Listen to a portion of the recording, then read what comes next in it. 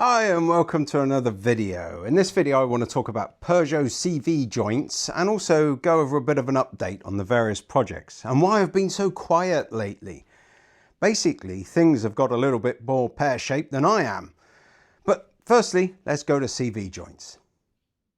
Last year, just after I bought the Peugeot, one of the very first jobs I had to do was replace the CV gaiter because she failed the MOT. It came right before my holiday and was quite a bit of a pain in the butt to try and complete in time. So we're another year on and the other CV gaiter's gone, so I'm back in this mess. And unfortunately I didn't do a video, so I completely forgot how I did it last year. And all the problems I had with the boot kits, which were wrong. They were the wrong diameter and everything. This is the boot kit that you need for this car. And that came straight off the Peugeot's computer, Stellantis or whoever the hell they are.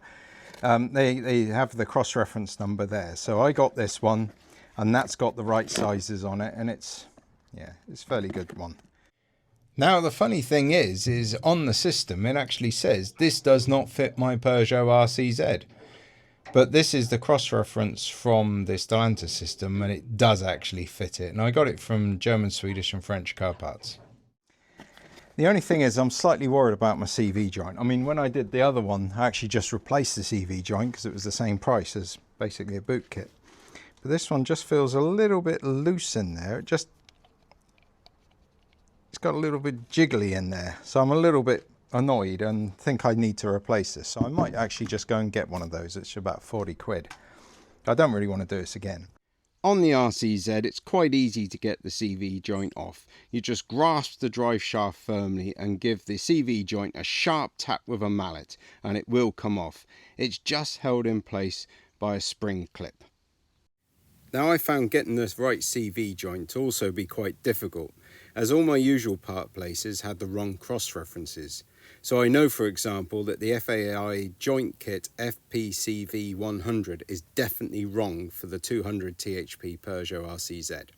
I did end up using a joint from our FAI, as it was the only one I could find, but it was listed as the joint for the 2 litre HDI RCZ, and it fits, but that gaiter is wrong. So I'm afraid I can't give a great answer on all of this, but I do suspect that the Phoebe joint kit is probably right, and it might not be a huge help, but I do know that the shaft diameter is 30 millimeters. You really need a gaiter of about 27 millimeters or something on the small end.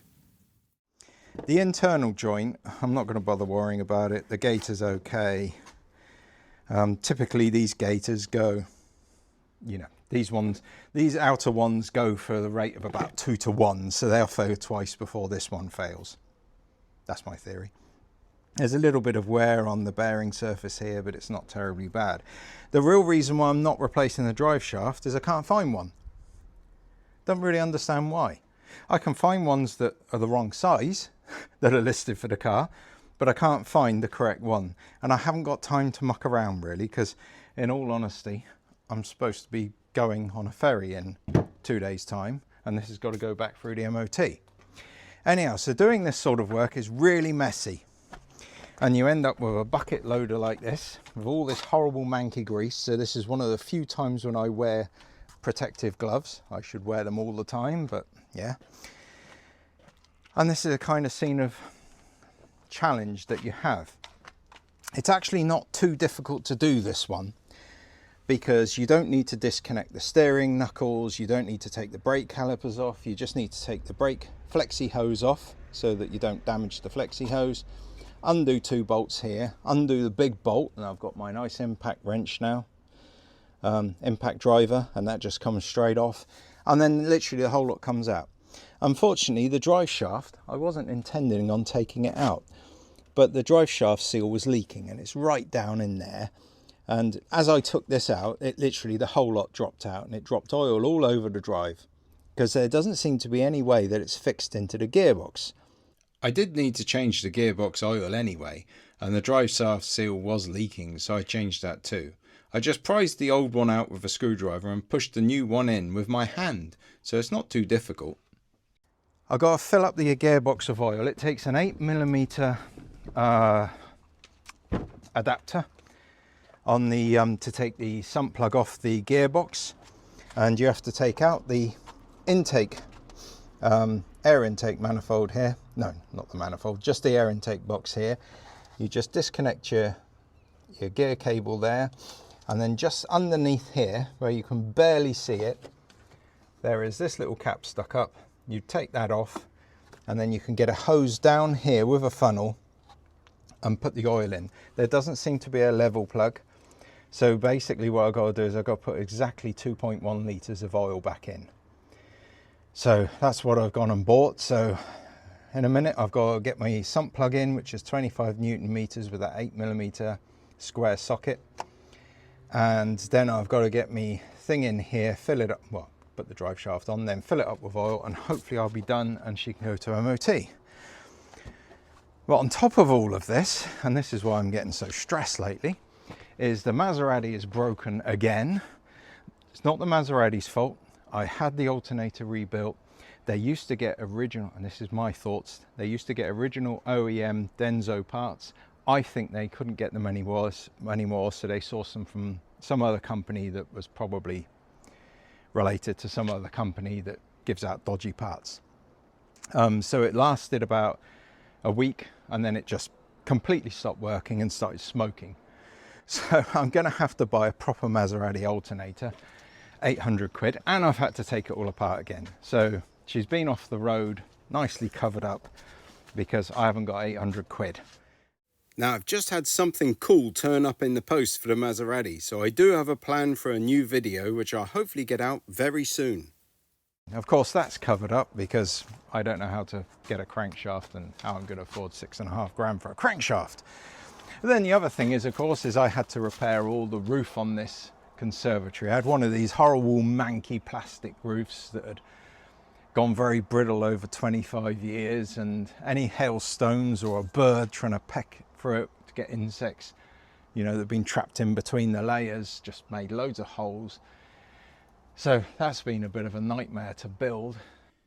It also took far longer than I expected. The recent heat wave kept the rain away but made working conditions really harsh.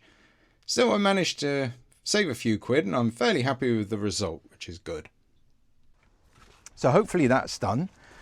Hopefully this will be done. Then I've got tomorrow to clear up, and then on the ferry, and then hopefully Friday I get the boat in the water and go straight out to sea and have some nice time. Profit from all the hard work. That's my hope. Well, they say worse things happen at sea. Well, loose engine mounts and a leak interrupted my peace, but I did get to see a swordfish jump out the water. But in the meantime, back to this drive shaft, and a quick couple of things that might be helpful, like reusing copper sump plug washers. So annealing this, I looked at this video just now on YouTube. I'll put the link up. He's done a good job. So all you do is you have a glass of water, propane torch. I couldn't find a copper washer, so this will do. So I'm just going to heat it up until it's really hot.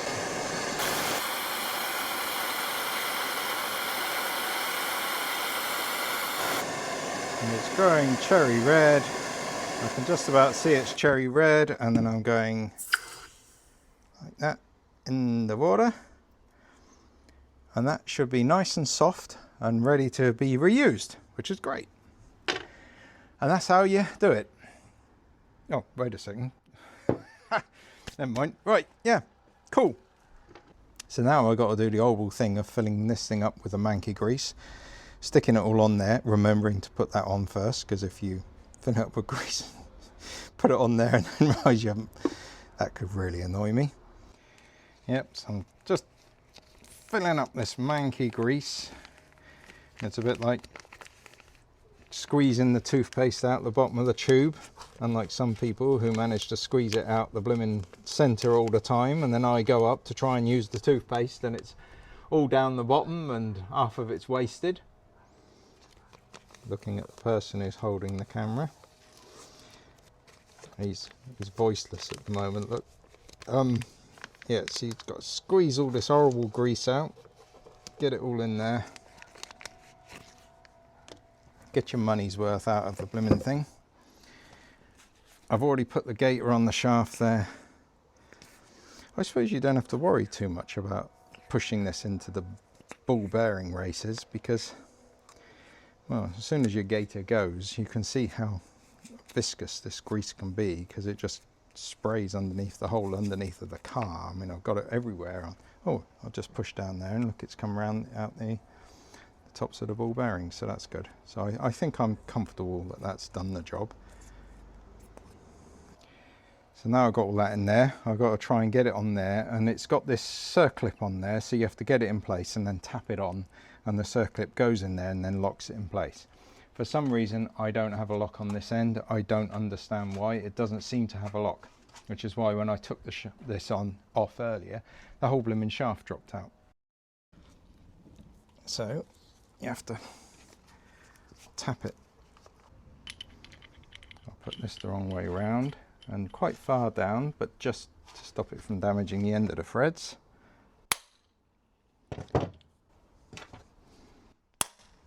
There it goes. It certainly feels like it's clicked in. And now I've got to try and get this gaiter on. And I remember this was a nightmare job last time. In fact, I've already got some video footage of this, so I suppose I can just put that up on the screen. But you never know, it might, oh! It might click on okay. Oh, look at that.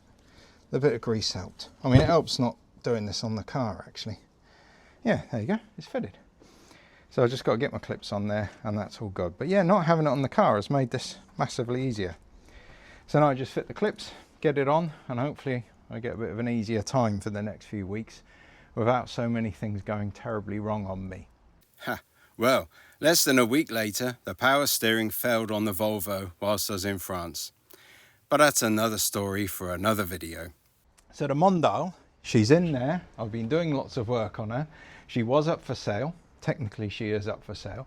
I just don't really want to sell her because she's such a nice car. But the reality is needing £6,500 for a crankshaft over there. It's a bit of a nightmare and I've got no way of funding it. I worked out my disposable income is somewhere around about £800 or £1,000 a year after I've paid for mortgages, house bills, and of course the various car loans. So needing a new alternator for the Maserati at 800 quid has kind of wrecked my disposable income for this year. So the Mondale really has to go. I just don't see any other way around it, but I just really don't want to sell it. It's such a nice car, but we'll see. Now, I did have a little bit of last footage that I can stick up here just to help anyone putting their RCZ back together again. Use these rather annoying pliers that were cheap off Amazon and use that to do up these horrible CV joint clips. Then if you put a little bit of grease on the CV joint there, just on the splines, and bring it into place so you can slide it into the hub. Be a little bit careful that you don't damage your nice new gaiter on the bottom of the shock absorber mount there. You know, you can move that hub, articulate it around just to make sure you got that bit of space. You could even put something in between, like a little bit of thin plate or something, just to make sure that it doesn't run into the bottom of the shock absorber mount. Then I run the hub nut on there loose just so I could assemble everything. In the end, I did use my impact driver to do up that hub nut. It's something like about 200-300 Newton meters. I'll stick it up on screen. But I run it up with the impact driver and then just set my torque wrench to the highest setting possible just to make sure it was a very, very high torque. The nuts that attach onto the shock absorber there, I can't remember the torque settings, so I'll stick them up on screen now. Then the torque settings for the caliper, which in actual fact I didn't need to take the caliper off, and I didn't do it this year. I just left the caliper in place. But I'll put those up anyhow in a minute, and that'll be good. And then basically that's it. That's the job finished, and you've replaced your CV joint, and you've saved yourself a fair amount of cash, you know, by doing it yourself. But anyhow, do make sure you haven't got any grease on the brake discs there. Use some brake cleaner just to spray down the disc. Make sure there's nothing on there. Do up your wheel nuts and you're good to go.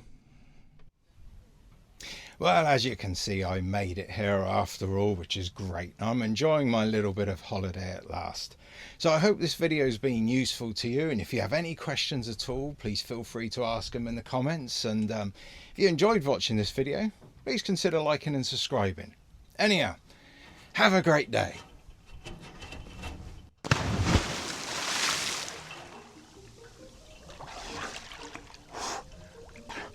Holy moly.